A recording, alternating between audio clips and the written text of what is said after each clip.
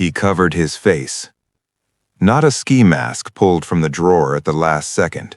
A balaclava, a purpose-built face covering designed to leave nothing visible, nothing traceable, nothing for the labs to work with. He covered his hair completely. He covered his hands with tactical gloves, the kind that leave no fingerprints, the kind that shed no fibers, the kind that give DNA analysts nothing at all. He wore a hoodie with the hood pulled all the way up and a jacket layered over it. He carried an Ozark Trail backpack, the Walmart store brand, the most deliberately unremarkable bag available in this country. Not chosen for convenience, chosen because it is almost impossible to trace. He had a firearm. The holster was positioned deliberately. Everything about the way this man assembled himself that night communicated one clear, calculated message. This was planned. He knew exactly where the camera was. He had been to that house before. He had studied it. And when he finally walked toward that camera, he did not move in panic. He did not move furtively. He walked with what a former FBI special agent described as a saunter, like it was his house, like he belonged at that door at that hour in the dark. He reached up and covered the lens. He had thought of everything. He did not think of his right wrist. On February 10, 2026, 9 days after Nancy Guthrie disappeared, the FBI released doorbell footage of the night she was taken. Those images were not supposed to exist. The camera had been disconnected. What it recorded appeared to be gone forever. But FBI agents partnered directly with Google, which owns the Nest camera company, and pulled that footage from residual data stored on back-end servers. He killed the camera at the house. He did not kill the cloud. And when that footage dropped, one of the most experienced retired FBI profilers in the country looked at it frame by frame and saw something the suspect had not covered. Something small, something permanent, something that is now inside federal databases being decoded right now at this moment. This is what is already running. The clock is not ticking down on investigators. It is ticking down on him. If you have been following this case and you want to be here when the next development breaks, subscribe to Notebook V right now and turn on your notifications. We follow cases like this one as they move, and this one is moving. Welcome. Let us get into it. Before we talk about what the evidence is doing, before we talk about the tattoo and the DNA and the databases closing in, we have to talk about who was taken. Because this is not a case file. This is a person. Nancy Guthrie was 84 years old. She lived in the Catalina Foothills neighborhood of Tucson, Arizona. Wide streets, desert landscaping, gated driveways, mountain views. A neighborhood of quiet mornings and long sunsets. She attended church virtually every Sunday, streaming the service from home, faithful enough in her routine that the congregation knew she was missing before her own family did. She had 3 children, Savannah, Annie, and Cameron. Her youngest daughter is one of the most recognized faces in American television news. You have seen Savannah Guthrie on the Today Show. You know that face. And now you know that the woman who raised her was taken from a house in Tucson, Arizona on the night of January 31st, 2026, and has not been seen since. That night, a family friend named Hamaso Chioni drove Nancy home after a family dinner. He dropped her at approximately 9:50 in the evening. He watched her walk inside. He waited until the door closed, then he drove away. She was never seen again. The next morning, February 1st, Nancy did not appear for her scheduled church live stream. A member of the congregation noticed. They called the family. Relatives drove to the house and arrived around 11 in the morning. They searched the property. They found no sign of her. They called 911 just before noon. Pima County Sheriff Chris Nanos was direct from the beginning. The evidence at the scene, he said, showed no indication that Nancy had left on her own. She had not walked out. She had not driven away. She had not left willingly in any direction at any hour. She had been taken against her will.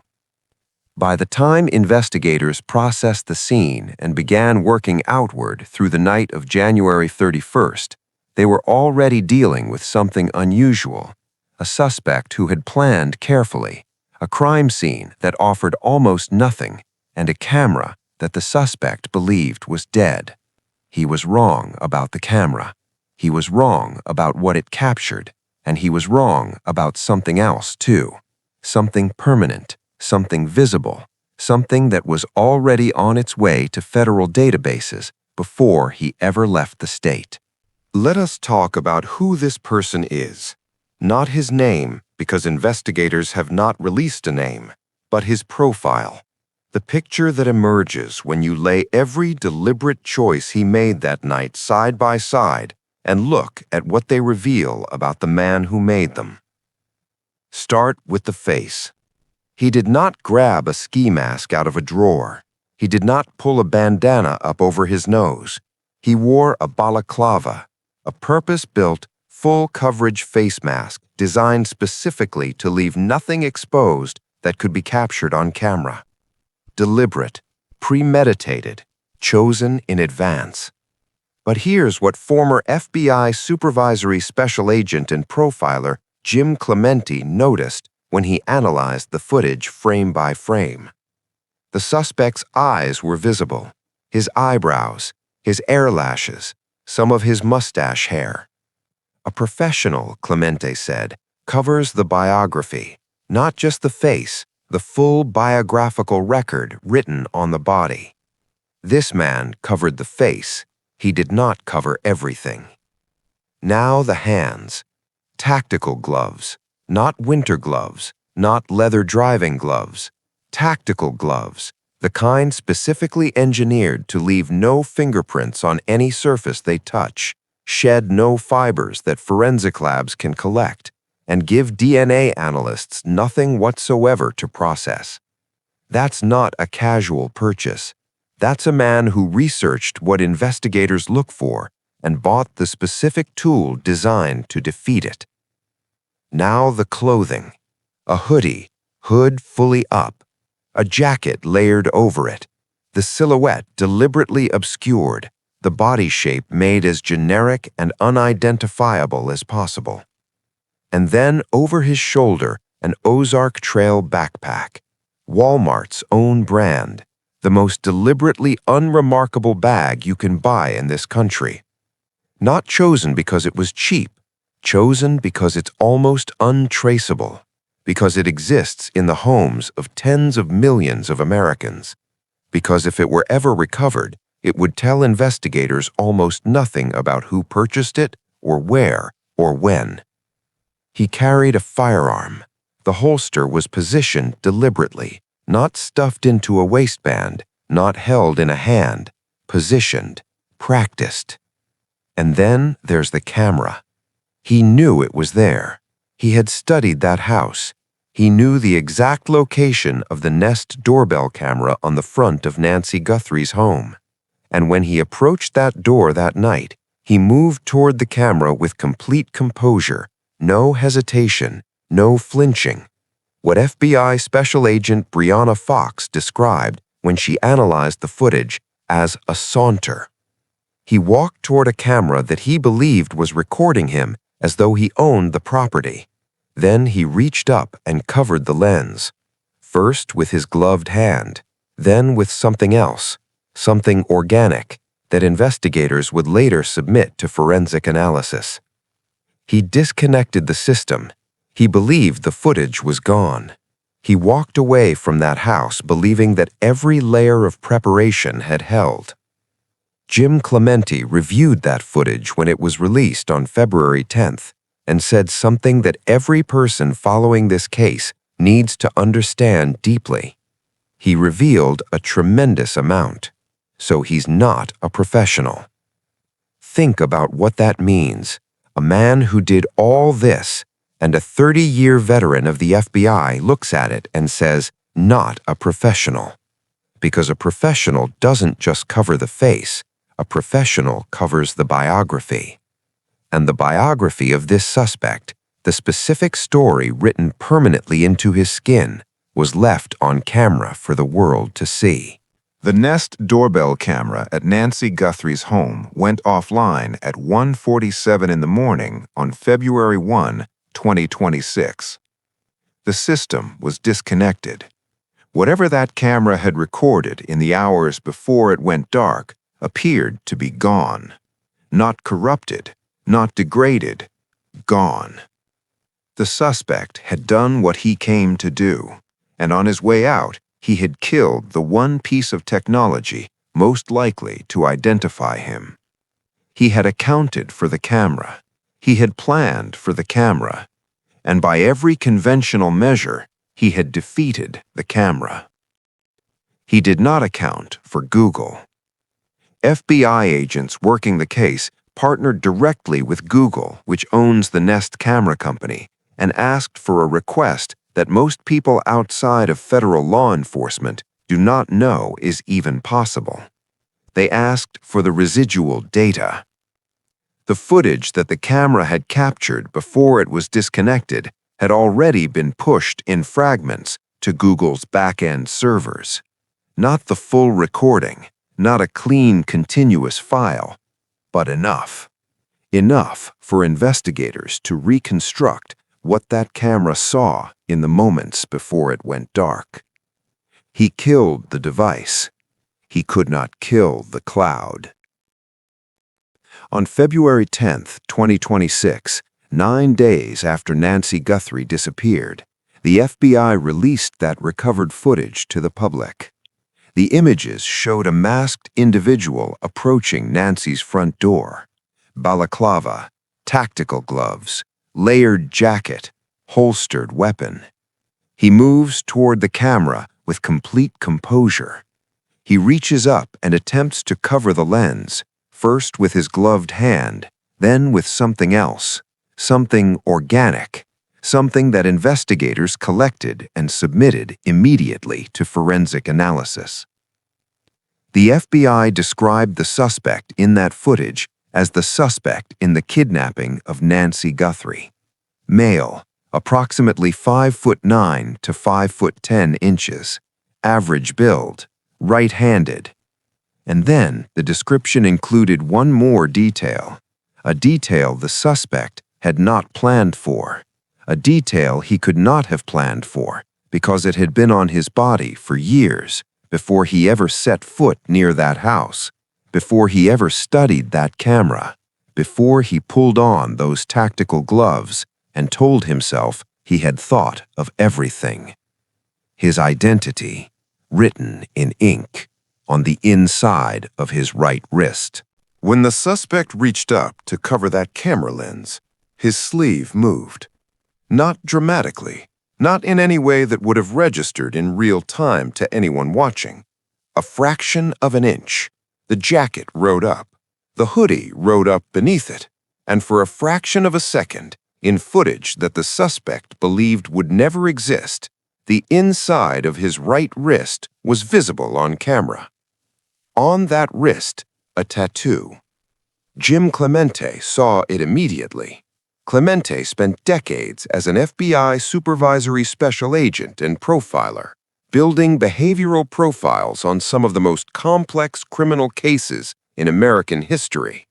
When the footage dropped on February 10th, he analyzed it frame by frame, went to Fox News Digital, went on News Nation, and said something that every person following this investigation needs to sit with. I believe he has a tattoo on the underside of his right wrist. That tattoo, if it is a tattoo, will be able to help them rule in and rule out people. Certainly, it will help the public. Rule in and rule out. That is not television commentary. That is investigative language. That is an operational description of exactly what a tattoo does inside a criminal investigation. It is a filter. It takes a suspect pool from millions of people down to thousands, from thousands to hundreds, from hundreds, potentially, to one. But Clemente was not the only expert working that image. Investigators brought in Darren Rosa, a 30-year veteran of the tattoo industry, and asked him to analyze what was visible on that wrist. Rosa's assessment went further than simply confirming the presence of a tattoo. He placed it. He identified the style. He identified the cultural context of this geographic region of the country that this style of tattooing is most strongly associated with. And what he described pointed directly at a specific world. Prison tattoos are not decoration. They are a language. A trained analyst looking at prison ink doesn't see random imagery. They see time served. They see institutional affiliation. They see rank within a structure. They see acts committed and acknowledged and permanently recorded on the body. The style of a prison tattoo can tell an analyst which region of the country a person was incarcerated in, which gang network they belong to, which era of that network's history they are connected to. It is a biography, written in a medium that cannot be erased, cannot be left at home, and cannot be covered if you forget to think about your wrist. Investigators brought in tattoo analysis specialists and sent them to examine something else as well. Vandalism discovered near Nancy Guthrie's home. Imagery on a utility box that gang specialists identified as deliberate, as structural, as communication rather than noise. That imagery is now being compared directly to the tattoo on the suspect's wrist. These are not two separate investigative threads. They are converging on the same question. Who is this person? What organization does he belong to? And what does the answer to both of those questions tell investigators about where Nancy Guthrie is right now? The tattoo is in federal databases. It is being run against gang intelligence registries across multiple states. It is being cross-referenced against arrest records that include tattoo documentation collected at booking. Someone, somewhere in law enforcement, has seen this mark before. They may already know exactly what it means. He covered his face. He covered his hands. He covered his silhouette. He did not cover his biography. That biography is being read right now. If you are watching Notebook V for the first time, subscribe right now and drop a comment below. Do you think this suspect is still in Arizona? I read every single one. Let's keep going. May 7th, 1984, King County, Washington. A man sits across from investigators in a room. He's 35 years old. He paints trucks for a living. He has a son. He goes to church. The investigators want to know if he has been killing women, multiple women. Women whose bodies have been found in and around a river about 30 miles south of Seattle. He says no. They run him through a polygraph. The machine measures his heart rate, his blood pressure, his respiratory patterns, his perspiration. It looks for the physiological signature of deception. It looks for the physical evidence that a human body produces when the mind inside it is lying. The machine agrees with him. He walks out of that building. He drives home. He keeps killing. That is not a hypothetical. That is not a cautionary tale constructed to make a point. That is exactly what happened. And for the next 17 years, investigators would work the case that bore the name of the river where the bodies were found. Tips would come in. Interviews would be made. New victims would be discovered. And every year, the man who sat in that chair and passed that test would go to work and come home and attend church and continue. The task force called him a ghost. They could not find him because the one time they had him in a room, the machine told him he was not there. His name was Gary Ridgway, the Green River Killer. Ridgway is one of the most prolific convicted serial killers in American history. He murdered at least 49 women in the Pacific Northwest, the majority between 1982 and 1984. He targeted women he believed would not be reported missing. He was methodical, he was deliberate, he was extraordinarily careful. And in May of 1984, when investigators sat him down in a polygraph in connection with the growing body count near that river south of Seattle, he passed. He at that point already killed at least 42 women. He went on to kill at least 6 more after clearing the test, possibly more. He later told authorities he had lost count. "I killed so many women, I have a hard time keeping track." Think about what it means to pass a polygraph after killing 42 people. Think about what kind of psychological architecture allows a person to sit in that chair, answer those questions, and produce no measurable physiological response that the machine can distinguish from calm. The machine operates on a foundational assumption that lying is stressful, that the body of a person who is lying will betray them through involuntary physical signals, elevated heart rate, changed breathing, increased perspiration. But that assumption is only true if lying costs the person something in that moment, if it produces anxiety, if it produces fear.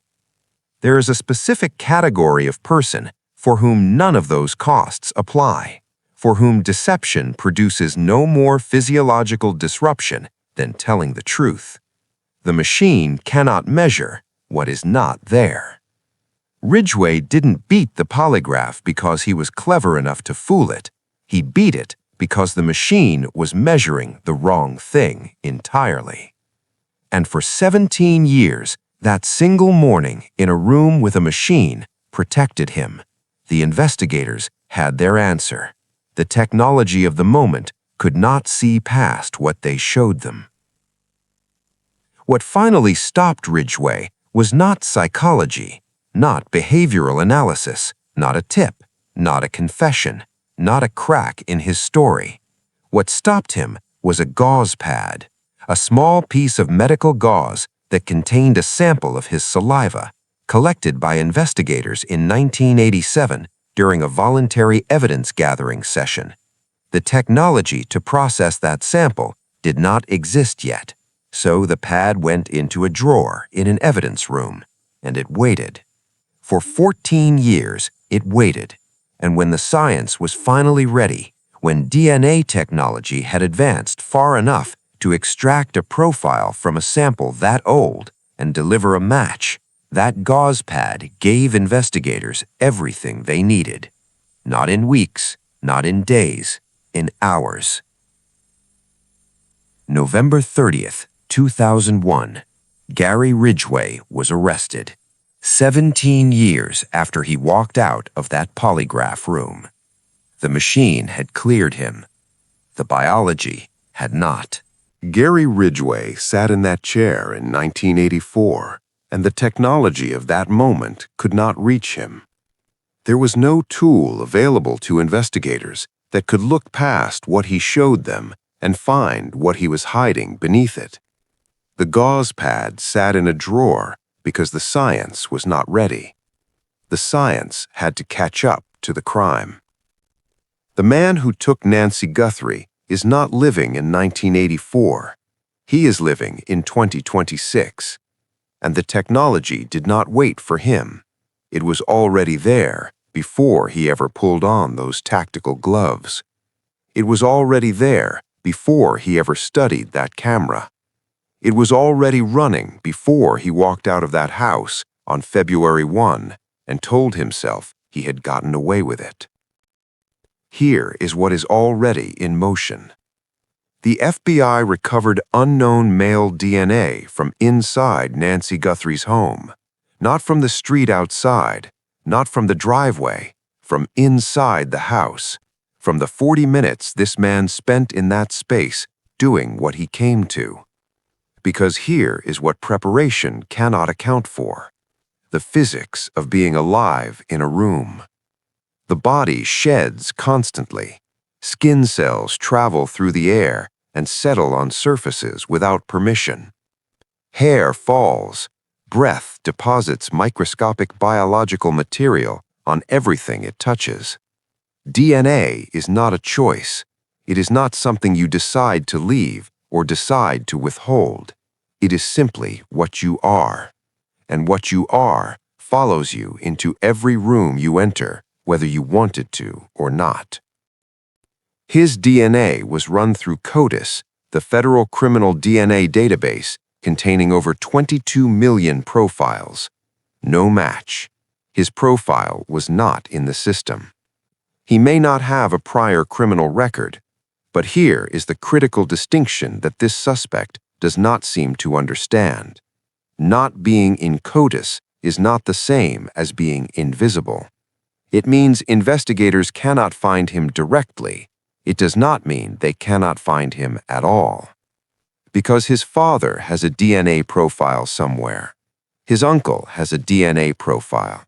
The cousin's cousin may have uploaded their genome to a consumer genealogy website 3 years ago because they wanted to know what percentage of their ancestry traces back to Ireland. That person has no idea their family's genetic contribution to a public database is about to close the most high-profile missing person case in America. Investigative genetic genealogy does not need a direct match. It needs a thread.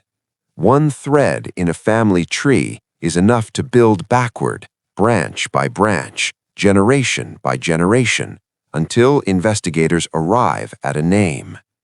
C.C. Moore is the chief genetic genealogist at Parabon Nanolabs, a firm that has used this technology to solve thousands of cold cases.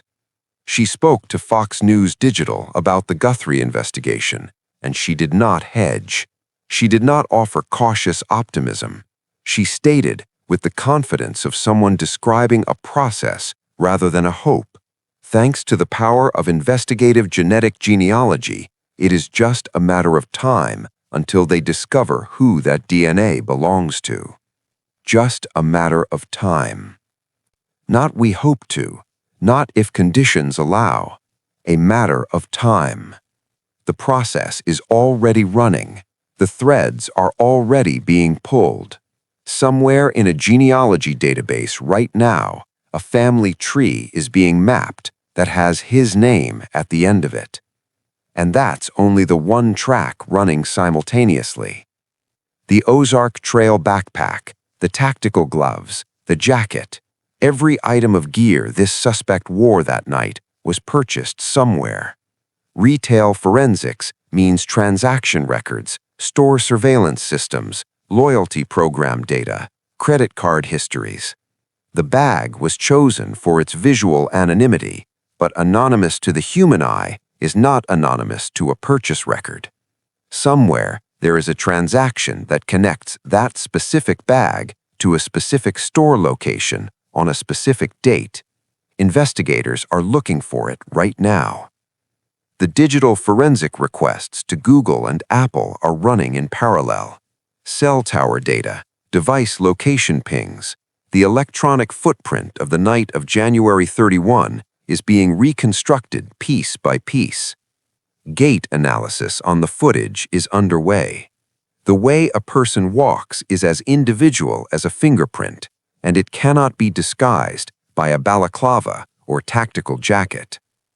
5 investigative tracks running simultaneously, closing from 5 different directions at once. There is one more pressure that this suspect has not fully accounted for. It is not scientific. It is not technological. It is human. The FBI is offering $100,000 for information leading to the location of Nancy Guthrie or the arrest and conviction of those responsible for her disappearance. The Guthrie family is offering a separate $1 million personal reward. That is $1.2 million total for a single phone call to a tip line, for a single conversation with a federal agent, for one person in this suspect's circle deciding that what they know is worth more than what they owe. Loyalty is finite. Silence has a price. The world that Darren Rosa's tattoo analysis placed this suspect in runs on a specific economy of trust, codes of silence, mutual protection, the understanding that you do not speak about what you know, and in return, the people around you extend you the same courtesy. That economy functions under ordinary pressure, but $1.2 million is not ordinary pressure. $1.2 million is a number that changes calculations. It is more than that trust is worth to a lot of people. And someone in this suspect's circle knows what he looks like without the gloves on and the mask off. Someone knows where he's been since January 31st. Someone knows what he said, what he did, how he behaved in the days after Nancy Guthrie disappeared. Someone knows something that they've been carrying for 47 days. Every day is another day. Carrying it gets heavier. Before we get to the close, I want to say something directly to those of you who have been watching Notebook V for a while. You are the reason this channel keeps going deeper on cases like this one. You are the reason we keep pulling threads when the news cycle moves on. If you found this video through a recommendation or a share or a search, welcome and thank you for being here. Subscribe to Notebook V right now and hit the bell so you're here when this case moves, because it is going to move. Let's finish this. He covered his face. He covered his hair. He covered his hands. He studied that house. He came back. He knew where the camera was. He reached up in the dark and covered the lens. He thought about every inch of himself that could give him away, except one. That inch is in federal databases right now. It has been analyzed by a 30-year veteran of the tattoo industry who placed it in a specific style, a specific culture, a specific part of this country. It has been flagged by one of the most experienced retired FBI profilers operating in public media today. It is being cross-referenced against gang tattoo registries and arrest records. It is being compared to imagery recovered from the vandalized utility box near Nancy's home. It is being seen right now, today, by someone who recognizes it. Gary Ridgway sat in a room in 1984 and lied to a machine, and the machine agreed with him. The machine was measuring the wrong thing.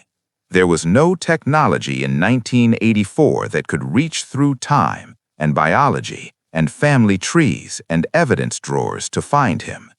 A gauze pad sat in a drawer for 14 years. When the science was ready, it gave investigators everything they needed in hours. The man who took Nancy Guthrie is not living in 1984. The technology did not wait for him. It was already there. That's always how these cases close. Not in a single dramatic moment, not in a confession extracted in a gray room. The closing comes when the pressure reaches someone in the suspect's circle who knows what he looks like with the gloves off and the mask off, and that person decides that silence costs more than speaking. 47 days. The tattoo has been decoded.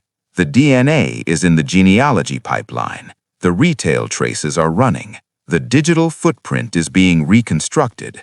The suspect is out there somewhere, looking over his shoulder every time he leaves the house. Every day is another day the net closes. If you have any information about Nancy Guthrie's disappearance, call 1-800-CALL-FBI. That's 1-800-225-5324. You can also submit tips online at tips.fbi.gov. The FBI is offering $100,000. The Guthrie family is offering $1 million. Bring her home.